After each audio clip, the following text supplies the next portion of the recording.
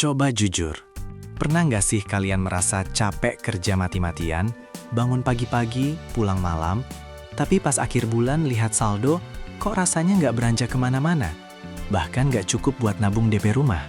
Kalian mikir, ini pasti gara-gara inflasi. Atau, ini pasti karena krisis global bikin harga-harga naik. Kita selalu nyari kambing hitam yang besar, yang masif, yang terdengar menakutkan, seperti krisis tahun 98. Padahal, ancaman terbesar buat dompet dan pekerjaan kita di Indonesia itu bukan krisis ekonomi. Ancaman itu diem-diem ada di depan mata kita. Pelan-pelan nyerobot pekerjaan ratusan juta orang. Ancaman itu namanya robot dan otomatisasi. Ini bukan film fiksi ilmiah, ini adalah fakta, di mana mesin, kecerdasan buatan, dan software canggih sudah mulai mem-PHK karyawan jauh lebih masif daripada dampak krisis apapun. Dan kalau kita nggak paham, dompet kita akan benar-benar kering. Selamat datang di Mau Cuan Dong, tempat kita bedah ekonomi biar cuan. Kita bicara soal ancaman pengangguran. Yang dibayangkan orang awam adalah pabrik yang ditutup, atau banyak orang di PHK massal. Padahal, ancaman robot ini bekerja seperti fenomena gunung es. Yang kita lihat di permukaan hanya pucuknya.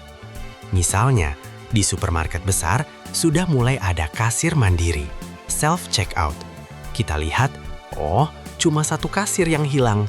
Tapi kita lupa melihat apa yang terjadi di bawah permukaan air.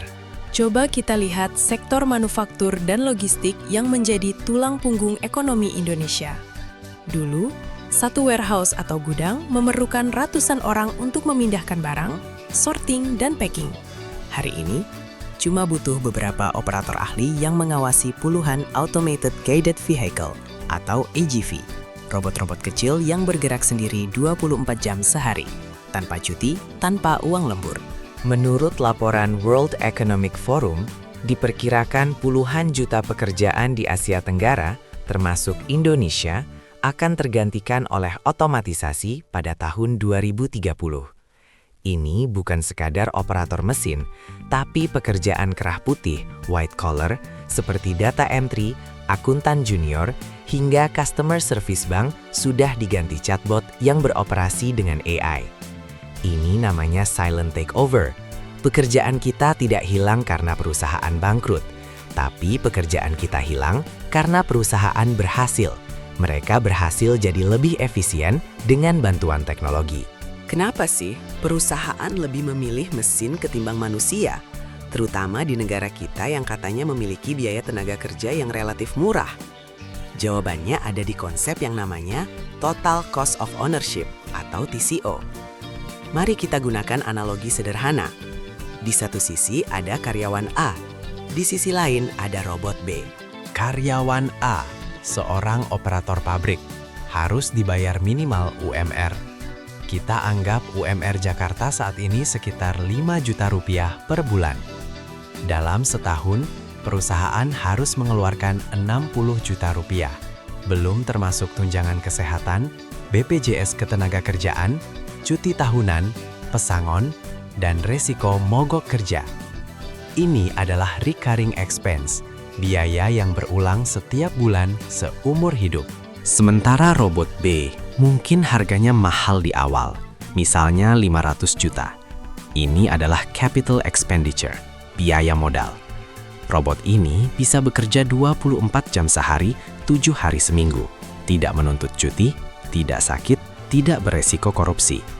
Setelah investasi awal 500 juta, biaya operasionalnya minim, hanya listrik dan perawatan berkala. Hitung-hitungan bisnisnya sangat lugas. Dalam kurun waktu kurang dari 10 tahun, mengganti 10 karyawan dengan satu sistem robot akan jauh lebih menguntungkan dan mengurangi resiko. Inilah yang kita sebut efficiency trap. Perusahaan yang tidak menggunakan otomatisasi akan kalah bersaing karena biaya operasionalnya lebih tinggi. Artinya, demi bertahan dan cuannya tetap gede, perusahaan terpaksa mem-PHK manusia untuk diganti mesin. Ini bukan kejam, tapi ini adalah logika dasar kapitalisme modern. Efek dari penggantian masif ini bukan hanya soal hilangnya pekerjaan, tapi juga soal kualitas pekerjaan yang tersisa. Dan inilah yang paling bikin dompet kita kering. Fenomena ini disebut job polarization atau polarisasi pekerjaan. Pekerjaan yang hilang adalah pekerjaan di tengah.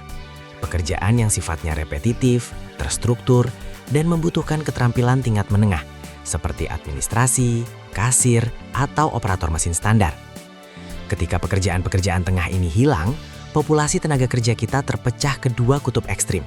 Kutub pertama, pekerjaan keterampilan rendah, bergaji rendah. Ini adalah pekerjaan yang sulit digantikan robot karena butuh sentuhan manusia atau mobilitas tinggi yang belum efisien diotomatisasi, seperti cleaning service, pengantar makanan, atau perawat lansia. Karena persaingan di segmen ini tinggi, gaji cenderung stagnan, bahkan di level UMR.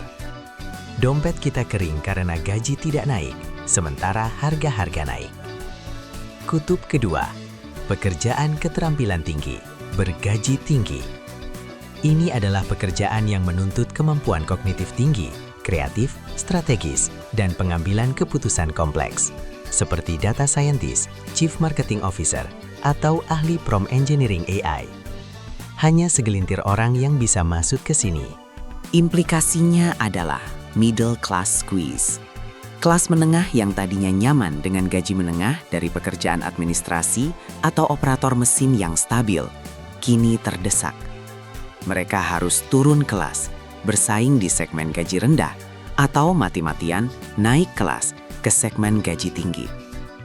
Jika mereka tidak melakukan keduanya, mereka terjebak. Dan inilah ancaman terbesar bagi kestabilan ekonomi rumah tangga Indonesia. Jadi, apa yang harus kita lakukan? Apakah kita harus mogok kerja, menuntut pemerintah melarang teknologi? Jawabannya, tidak. Teknologi adalah keniscayaan. Seperti kita tidak bisa melarang adanya listrik. Solusinya bukan melawan, tapi beradaptasi. Kita tidak bisa lagi hanya menjadi pelaku atau doer. Kita harus naik level menjadi pemimpin atau manajer dari teknologi itu. Jika robot bisa memindahkan barang di gudang, maka kita harus menjadi yang memprogram rute robot itu. Jika AI bisa menuliskan teks dasar, maka kita harus menjadi yang mengedit, memberikan arahan filosofis, dan memasukkan sentuhan emosi manusia. Fokus kita harus bergeser dari keterampilan yang mudah diukur ke keterampilan yang unik dimiliki manusia. 1. Complex problem solving, kemampuan memecahkan masalah yang tidak ada di buku manual. 2. Creativity and storytelling, kemampuan untuk menciptakan ide orisinal dan mengemasnya menjadi cerita yang menyentuh hati. 3. Emotional intelligence atau EQ, kemampuan bernegosiasi, memimpin tim, dan berempati. Robot bisa pintar, tapi dia tidak punya empati. Intinya, reskilling atau peningkatan keterampilan adalah harga mati. Kita harus menganggap diri kita sebagai startup yang harus terus melakukan pivot atau perubahan strategi. Jangan lagi mengandalkan ijazah kuliah 10 tahun lalu. Setiap 3-5 tahun, kita harus belajar keterampilan baru yang berhubungan dengan bagaimana cara kita memimpin AI, bukan hanya menggunakannya. Ancaman robot memang nyata dan dampaknya sudah terasa di dompet kita. Tapi ancaman ini juga adalah undangan untuk kita berevolusi. Pilihan ada di tangan kalian. Mau cuan dong? Apakah kalian mau diam dan perlahan digantikan oleh mesin yang lebih efisien? Atau kalian mau belajar dan naik kelas menjadi pengendali dari mesin itu sendiri? Pikirkan baik-baik. Kalau kalian sudah mulai pusing memikirkan masa depan karir di era robot ini, mungkin ini saatnya kalian menekan tombol subscribe dan like channel ini. Karena di sini, kita akan terus bahas taktik dan strategi biar dompet kita tetap tebal, meskipun robot sudah ada di mana-mana. Sampai jumpa di video cuan berikutnya.